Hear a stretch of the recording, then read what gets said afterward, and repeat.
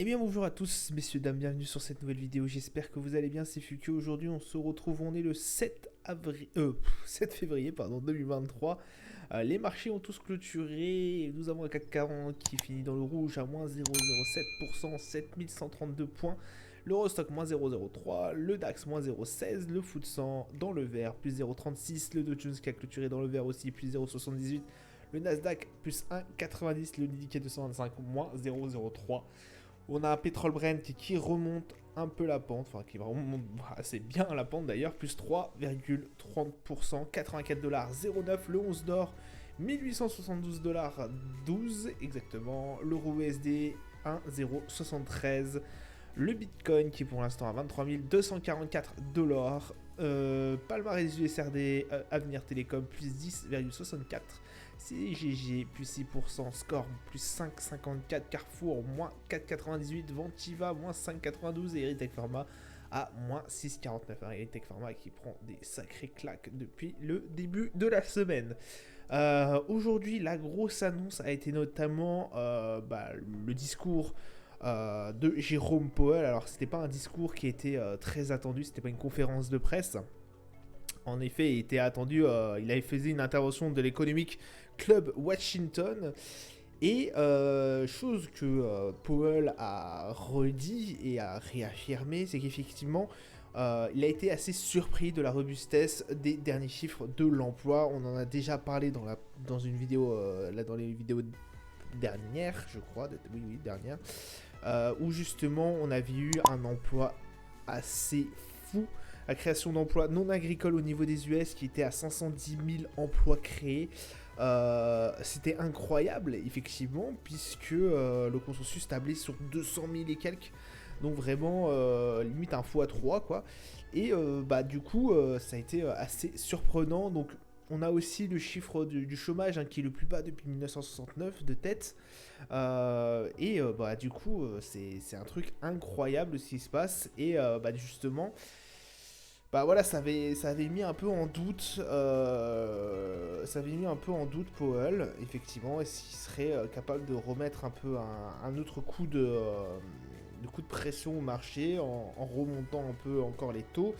Mais lui a affirmé qu'effectivement, forcément, il allait continuer la hausse de taux, mais je pense de façon plus douce, voilà, mais sur un plus long terme. Donc, il a forcément dit que la hausse des taux est encore nécessaire, bien évidemment, et que, je ne me rappelle plus du tout, et oui, que le processus de désinflation était en cours. Voilà, donc ça a été vraiment l'annonce qui a un peu rassuré les marchés. On s'attendait un peu à ce que Powell réaffirme le fait que la hausse des taux sont encore nécessaires. Forcément, on a une inflation qui a plus de 7%, je crois, de tête au niveau des US. Bon, forcément, on n'est pas à 2 et quelques. Donc, inflation exige, réponse exigée aussi, hein. Forcément, il faut remonter toujours les taux. Bien évidemment, tout en prenant des grandes précautions pour éviter la récession au niveau des US. Alors pour l'instant, les chiffres du chômage qui sont très bons, même trop bons. Rassure oui et non Jérôme Powell, hein, parce que bon, il s'attendait vraiment pas à ce que ça soit aussi fort. Et justement, ce n'est pas forcément une très bonne nouvelle. Et je vous relate pourquoi dans les vidéos dernières. Voilà, je vais pas vous refaire le procédé. Mais du coup, ouais, ça avait un peu refroidi la Fed, hein, ces chiffres-là. Donc voilà. Attention, parce que effectivement, je vous avais dit aussi que ces créations d'emplois pouvaient être une grande partie due aux arrêts des manifestations et des grèves qu'on a eu au niveau, je crois, alors, je crois que c'est de la Floride ou de la Californie. De la Californie, c'était le nombre en fait pas de parlementaires, mais des employés, service de l'État, là, au service de l'État, des fonctionnaires, voilà, qui avaient fait grève. Donc voilà, il y avait une grande majorité qui était due à ça, mais aussi fort, c'était quand même assez incroyable. Donc voilà. Donc au niveau du calendrier d'annonces économiques, on a eu la balance commerciale au niveau de l'Australie, qui a été moins bonne que ce qu'on attendait. Ouais, on attendait beaucoup plus. Enfin, ouais, quelques millions de plus quand même. Au niveau des décisions des taux d'intérêt de la RBA, du coup de la Banque Centrale Australienne, pas de surprise, 3,35. Du coup, voilà, qui était attendu. Donc bon, voilà, ça n'a pas choqué énormément de monde. Donc les taux ont bien été remontés. La balance commerciale au niveau du Canada, pareil, elle a été meilleure que prévu. J'ai pas checké. Oui, meilleur que prévu. Meilleur que prévu, donc bon, bah, c'est très bien. Et pareil au niveau des US, meilleur que prévu. On attendait moins 68 milliards, 5. On a eu moins 67 milliards,4. Donc voilà, une balance commerciale qui s'est mieux portée. Et aussi, on a eu du coup le discours de Jérôme Powell, voilà, sous les coups des 18h30. Donc voilà, demain, on n'aura rien. On n'a rien demain. On n'a rien. Je crois que c'est vendredi qu'on a le taux d'inflation au niveau du coup de l'Allemagne. Je crois que c'est vendredi. Donc voilà, journée assez calme, j'ai envie de vous dire, à voir ce qui va se passer, hein, bien évidemment, mais journée assez calme en tout cas au niveau des annonces demain. Hop,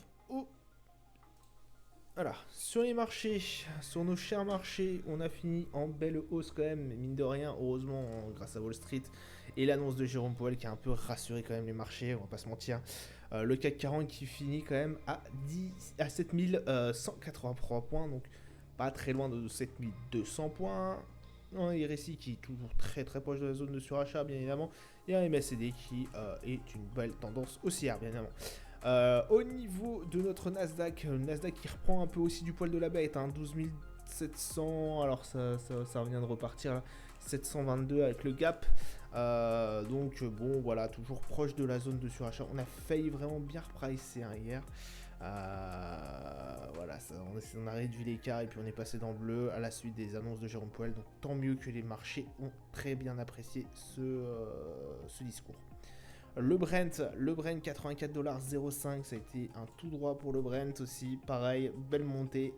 Un RSI qui repasse en zone neutre. On coupe un peu l'arrêt au niveau, enfin on fait un arrêt sur la barre des 80$ pour se propulser, pardon.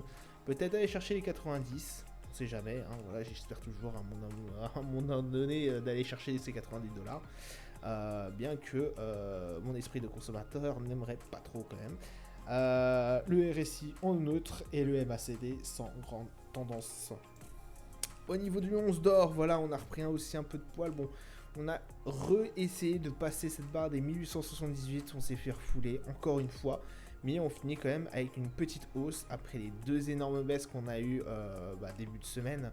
Là, on essaye de repasser un peu dans le vert, j'ai envie de vous dire. Bon, il fallait obligatoirement que le 11 d'or reprenne un peu de souffle, hein, j'ai envie de vous dire.